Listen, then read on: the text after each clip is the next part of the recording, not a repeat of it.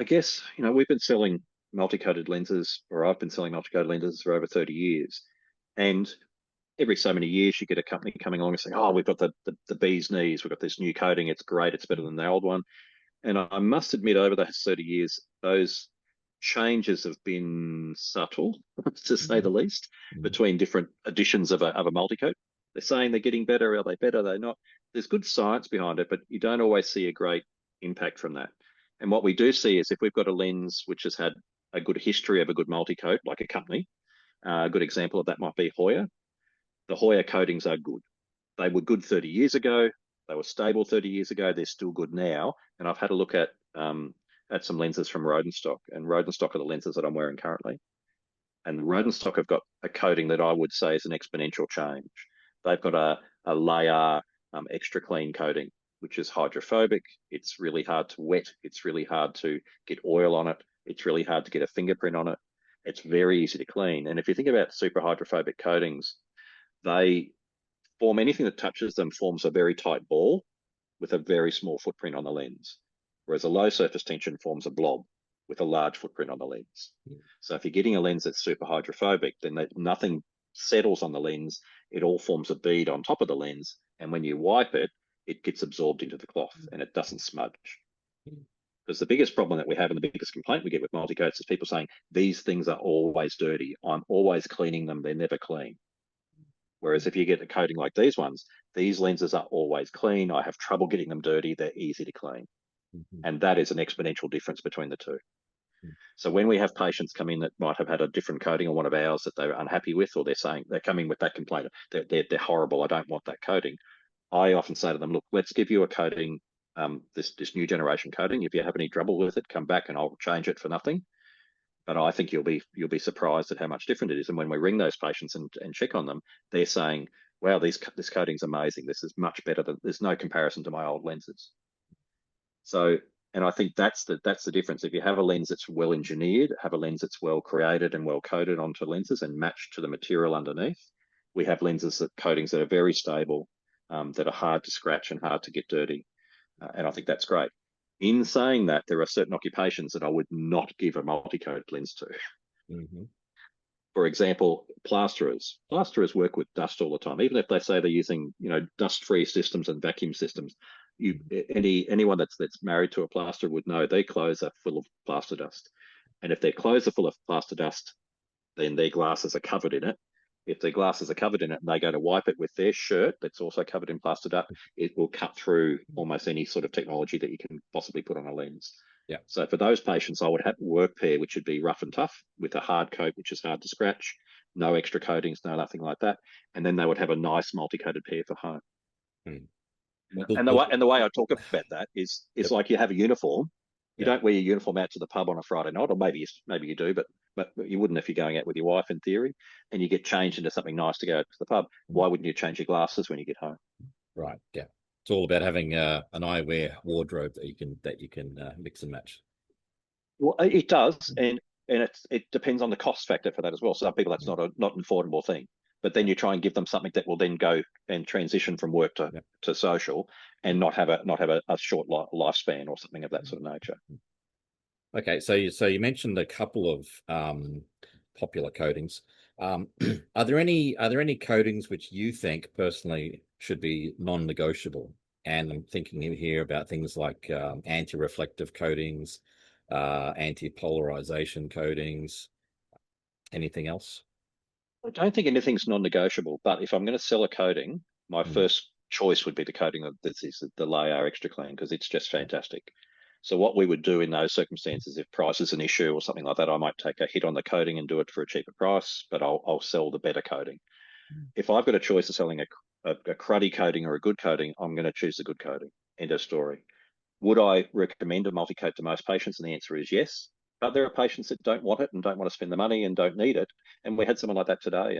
And my staff said to me, Martin, do you think we should mention a multi-coat to this person? I said, I've had a chat to him about a multi-coat.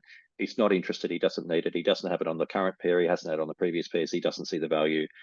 And we want to save a bit of money, so we're not going to do a coating this time. And we did a pair that was uncoated for him. But most people that have had a coating, if they try and get another pair without it next time, they miss the benefits of that coating.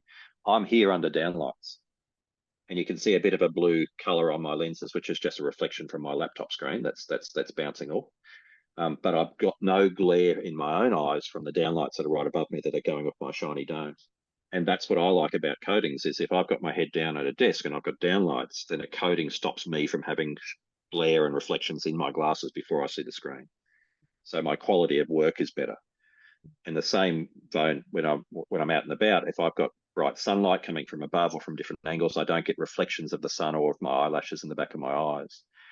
So the other thing that sort of we recommend heavily is if we've got a pair of sunglasses, I don't like putting a multi-coat on the outside of the sunnies, but I do like putting a coating on the back surface of the sunglasses, a back surface multi-coat. And if you look at good quality sunglasses, if you look at Mako, if you look at some of the other higher performing sunglasses, they all come standard off the rack with a back surface multi-coat because they know that makes for a better wearing experience. In the same way, if I'm doing a prescription sunglass, I want to have that back surface coating in the vast majority of my patients. Would I think twice about that for someone? If someone had had it before and it had come off or they'd had some issues with it, then I would hesitate to recommend it again because it had failed for them once before. And it might be a saltwater fisherman or someone like that that's getting salt crystals that are cutting into their lenses, which is a real drama. But across the board, as a standard, we would do a back surface coating. So polarization. Give me an example of somebody who would benefit from having polarization and somebody who maybe wouldn't be suitable for polarization. Okay. New European cars have their screens mounted 90 degrees out of alignment. So for those patients, polarized lenses are real super bad because it makes the screen in the car go black. Now, we have to be careful about that, and we quiz people because if someone says, "Oh, when I wear my sunglasses, I can't see the screen," well, that's why. But how do you know that? And we often quiz people about it before we recommend a polarized pair of glasses for those people because it can make their driving experience worse. In saying that, the vision driving, the other bit of technology that it affects, which is non-negotiable, and we can't have polarized lenses, is head-up displays. Head-up displays use reflected information up onto your windshield. Okay. And my wife's got that in her car. And she stopped wearing her polarized sunglasses that she loves to wear because she can't see her head-up display when she wears the polarized sunglasses because the polarization gets rid of reflected light, which is the head-up display. In addition to that, polarized lenses are amazing for fishing. That's what everyone thinks that they're good for because they get rid of reflections off the top of the water and you can see the fish swimming around underneath, and they're really good when you're polarizing for up a stream and walking up a stream as well. But the thing that I really like about them is they're really good if you're in the car a bit because they get rid of reflected light off bitumen and hot mix in particular. But it also gets rid of reflected light off your dashboard. And what does that mean?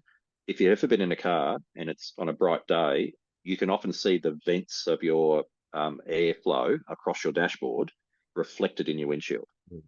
If you can see that reflection of your windshield with the vents there, that's a reflection which is manageable by using a polarized pair of sunglasses. So you put a polarized pair of sunnies on, that reflection disappears and you can see straight through the windshield. The bright light coming off hot mix roads is really great. And that makes every aspect of driving better. By getting rid of those reflections, it means you have better vision outside of your car. You can have better vision on the road in front of you. You're not going to miss something because it's going to be blocked by a bright reflection. In an extreme case, that might be a cyclist on a wet road on a bright sunny day, and the reflection is so bright, your vision is restricted in that area, so you can't see the cyclist. But with a pair of polarized sunny, you'll always see them. Okay. So it sounds like something that people, it's really a case-by-case kind of thing, and people should really talk to their optometrist about their lifestyle needs, and that'll help inform them about what type of coatings that they should get. That's right. And for for workers too, like we recommend polarized safety glasses.